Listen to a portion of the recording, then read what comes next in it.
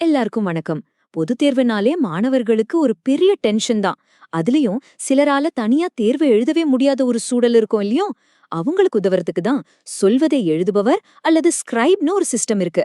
இப்போ இந்த அமைப்புக்காகவே அரசாங்கம் சில புதிய ரொம்ப முக்கியமான வழிகாட்டுதல்களை கொண்டு வந்திருக்காங்க.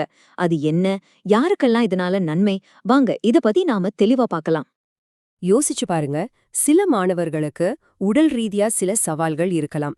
இல்லனா வேறு சில காரணங்களால அவங்களால பேப்பரை வாங்கி சரியா எழுத முடியாது. அப்போ அவங்களோட படிப்பு, அவங்களோட எதிர்காலம் என்ன ஆகும்? இந்த ஒரு பெரிய கேள்விக்கோ ஒரு பதிலா, ஒரு தீர்வா வந்ததுதான் இந்த உதவி அமைப்பு. இந்த மாதிரி சவால்களை சந்திக்க வர உதவும் கரங்கள் தான் இந்த ஸ்கிரைப்ஸ். அதாவது மாணவர் சொல்ல அவங்களுக்காக தேர்வை எழுதுறவங்க. எல்லாருக்கும் ஒரு சமமான தேர்வு வாய்ப்பு கிடைக்கணும்னா இவங்களோட பங்கு ரொம்ப ரொம்ப முக்கியம். சரி, அப்போ அரசாங்கத்தோட வரையறைப்படி இந்த சொல்வதே எழுதுபவர்னா யாரு? ரொம்ப சிம்பிள். அரசு தேர்வுகள் இயக்ககம் சொல்றபடி சுயமா எழுத முடியாத ஒரு மாணவர் சொல்ற பதில்களை அப்படியே எழுதுறதுக்காக நியமிக்கப்பட்ட ஒரு நபர் தான் ஸ்கிரைப். அவங்களோட வேலை அந்த மாணவரோட அறிவை பேப்பருக்கு கொண்டு வர உதவுறது மட்டும்தான். அப்போ யார் வேணும்னாலும் இந்த உதவிய செய்யலாமா? இல்ல, அதுக்கு சில தகுதிகள் இருக்கு. இந்த புதிய வழிகாட்டுதல்கள் படி யார் யாரெல்லாம் தன்னார்வலர்களா வரலாம்னா, ஆசிரியர் பட்டய படிப்புல 2ஆம் ஆண்டு படிக்கிறவங்க, பிஎட் 2ஆம் ஆண்டு மாணவர்கள், அப்புறம் பொறியியல், கலை மற்றும் அறிவியல் கல்லூரிகள்ல 2ஆம் ஆண்டு படிக்கிறவங்களும் வரலாம். இது மட்டும் இல்லாம நம்ம இல்லம் தேடி கல்வி திட்டத்துல இருக்கிற தன்னார்வலர்களும் இதுக்கு தகுதியானவங்க தான். இதுல இன்னொரு ரொம்ப ரொம்ப முக்கியமான அம்சம் இருக்கு. ஆட்டிசம் குறைபாடுள்ள மாணவர்களுக்கு சிறப்பு பிஎட் படிக்கிற மாணவர்களையோ இல்ல அந்தந்த சப்ஜெக்ட்ல நல்ல தெரிஞ்ச நிபுணர்களையோ ஸ்கிரைபா நியமிக்கலாம். பாருங்க, ஒவ்வொருத்தரோட தனிப்பட்ட தேவையையும் இந்த வழிகாட்டுதல்கள் எவ்வளவு கவனமா கையாளுதுன்னு இதிலே தெரியுது. சரி, தன்னார்வலரா செலக்ட் ஆகிட்டா மட்டும் போதுமா? உடனே தேர்வாரைக்கு போயிடலாமா? முடியாது. ஒரு தன்னார்வலர் அதிகாரப்பூர்வமா ஒரு ஸ்கிரைபா மாறுறதுக்குன்னு ஒரு முறையான செயல்முறை இருக்கு. அது எப்படி நடக்குதுன்னு இப்ப பார்க்கலாம். பாருங்க, இந்த செயல்முறை ரொம்ப பக்காவா திட்டமிடப்பட்டிருக்கு. ஜான்வரி மாச கடைசியில தன்னார்வலர்களை தேர்வு செய்வாங்க.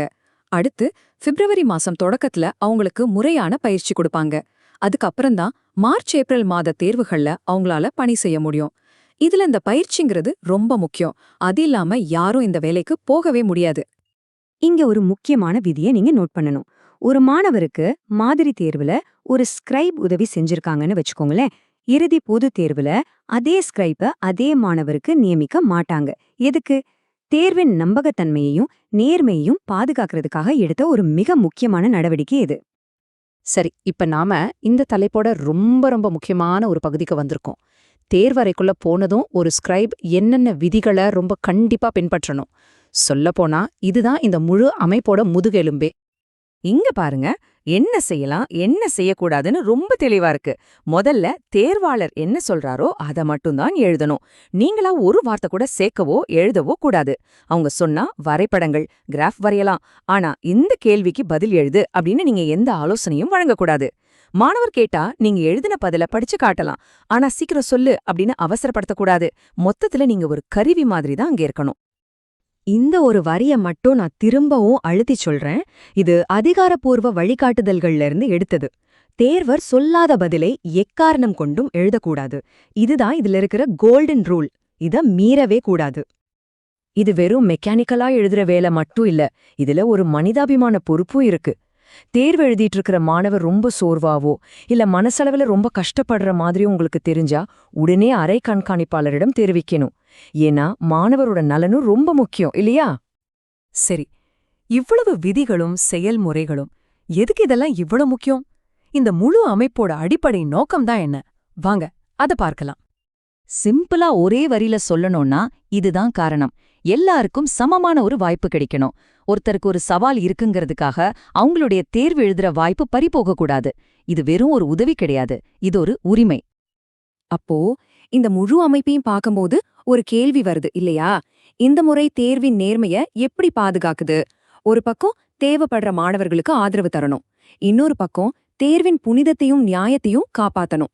இந்த ரெண்டையும் இந்த அமைப்பு எப்படி சமன் செய்து? இது வெறும் விதிகளை பத்தினது இல்ல, கருணைக்கும் கட்டுப்பாட்டுக்கும் நடுவுல ஒரு சரியான பாலத்தை அமைக்கிறத பத்தினது. இத பத்தி நீங்க என்ன நினைக்கிறீங்க?